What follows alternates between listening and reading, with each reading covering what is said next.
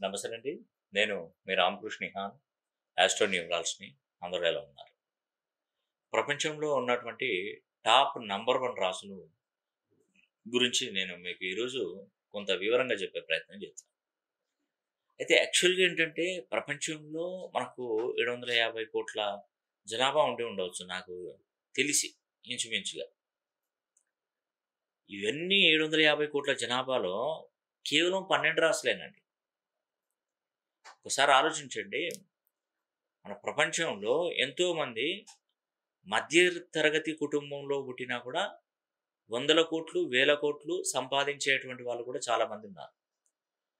కాదంటారా? నేను చెప్పిన మాట అది నిజం కాదంటారా? 750,00,00,000 మందిలో ఎంతోమంది మధ్య తరగతి కుటుంబంలో పుట్టినా కూడా కోట్లు సంపాదించి ఉన్నతంగా మంచి స్థాయిలో స్థిరపడిన వాళ్ళు ఎంతమంది ఉంటారు?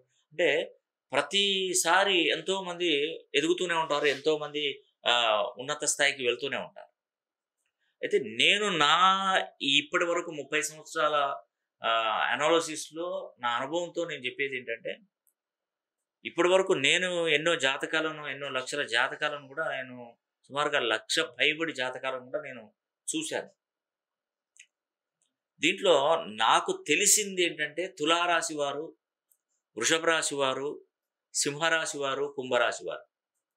ఈ 4 రాశులలో జన్మించినటువంటి వారే చాలా చాలా అదృష్టవంతులండి.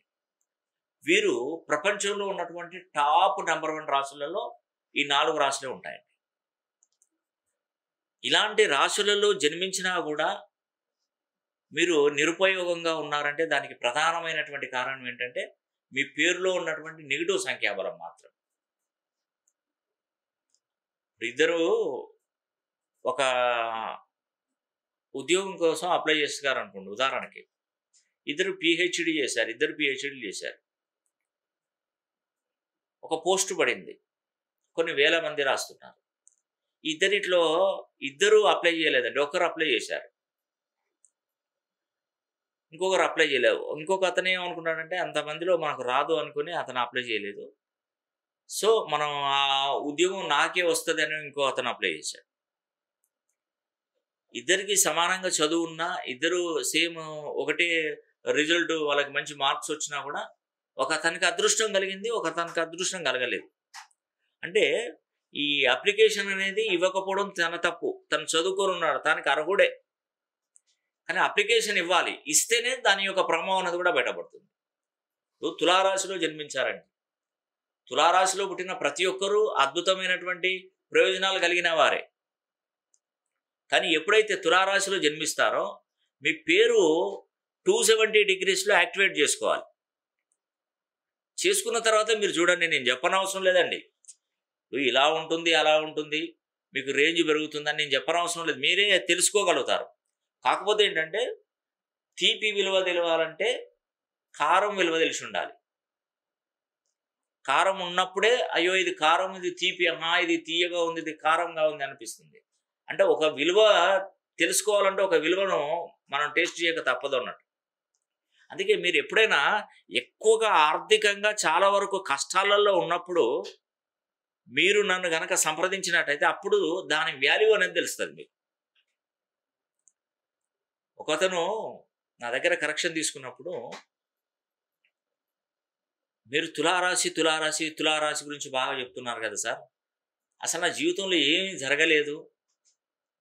అసలు నాకు అర్థం కాని విషయం ఏంటంటే ఈ తులారాశిలో జన్మించిన వారు నేను అందరిని అబ్జర్వ్ చేస్తే అందరూ బాగానే ఉన్నారు. నీ ఒక్కనే అంటే నేను అబ్జర్వ్ చేసిన కాడలో నేను ఒక్కనే లాస్ట్‌లో ఉన్నాను.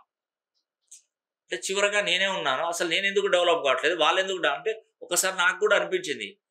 నేను నలుగురు తులారాశి వాళ్ళు చూస్తే నలుగురు ఇట్లో మంచిగా బాగానే స్థిరంగా ఉన్నారు, సంపాదిస్తున్నారు. నేను మాత్రమే ఎందుకు ఇంత డిస్టర్బెన్స్‌గా ఉన్నాను, ఎంత కష్టపడినా ఒక పైసా మిగులుబాటు అనేది ఎందుకు కావట్లేదని చెప్పేసి తను నా దగ్గరికి వచ్చాడండి. వచ్చినప్పుడు ఈ విషయం చెప్పాడు నాకు. చెప్పినప్పుడు నేను అతను ఒక 3 క్వెషన్‌లు అడిగినా.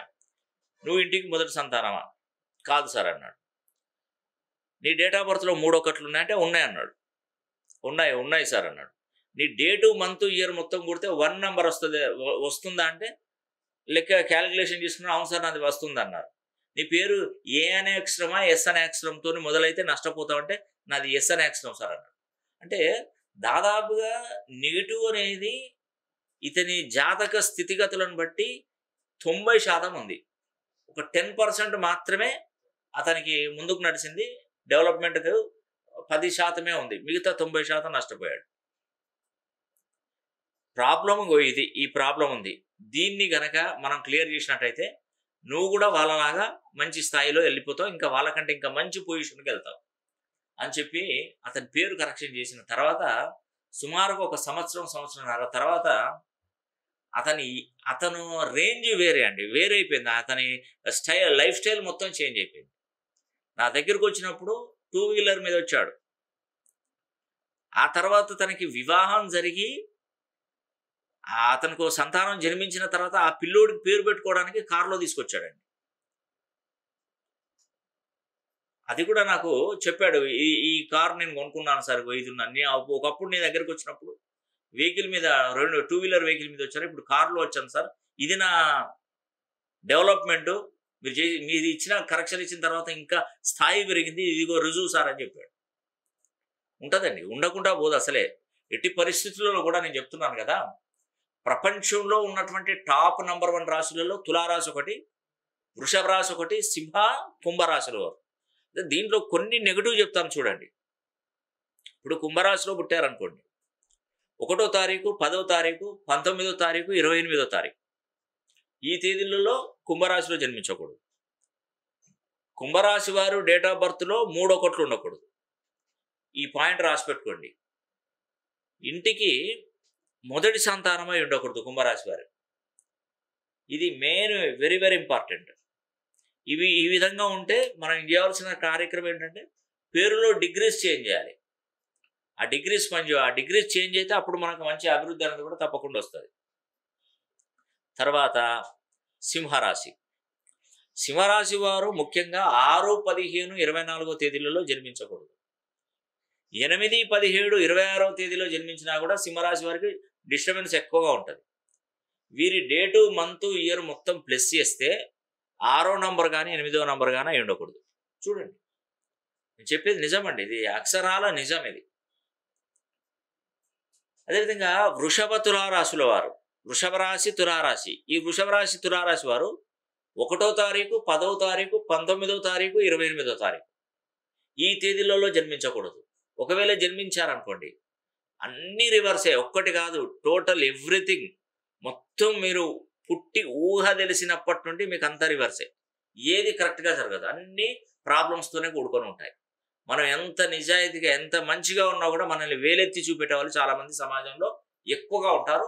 ఇది ఒకటే కాదు, అన్ని రకాల సమస్యలతో బాధపడుతుంటారు.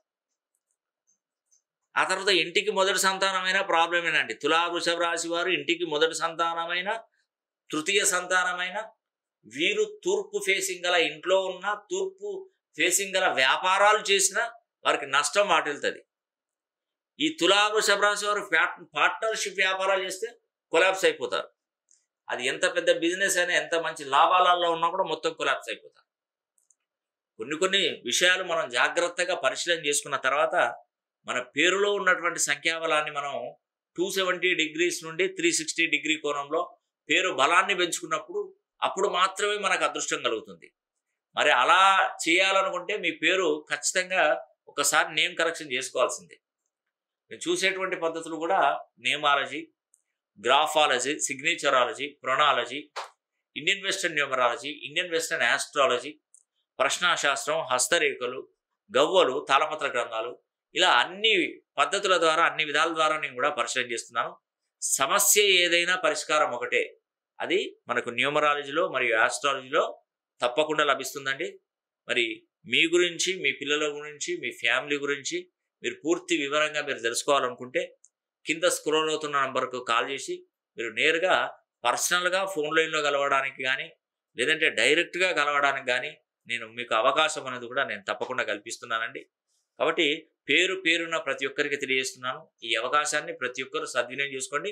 ముఖ్యంగా స్పెషల్గా తులారాశి, వృషభ రాశి, సింహరాశి, కుంభరాశిలో ఇంత చక్కటి డేట్ ఆఫ్ బర్త్, అంటే ఇంత చక్కటి రాశులలో జన్మించినటువంటి వారు ఖచ్చితంగా మీ పేరులో బలాన్ని పెంచుకొని మీ జాతక స్థితిగతులను ఒక్కసారి చూసుకున్నట్టయితే తప్పకుండా మీకు మేలు జరుగుతుందని కూడా నేను మీకు ఈ వీడియో ద్వారా తెలియజేస్తున్నాను. ఈ వీడియో కనుక మీకు నచ్చినట్లయితే లైక్ చేయండి, షేర్ చేయండి, అదేవిధంగా కామెంట్ చేయండి. సర్వే జన సుఖినో భవంతు.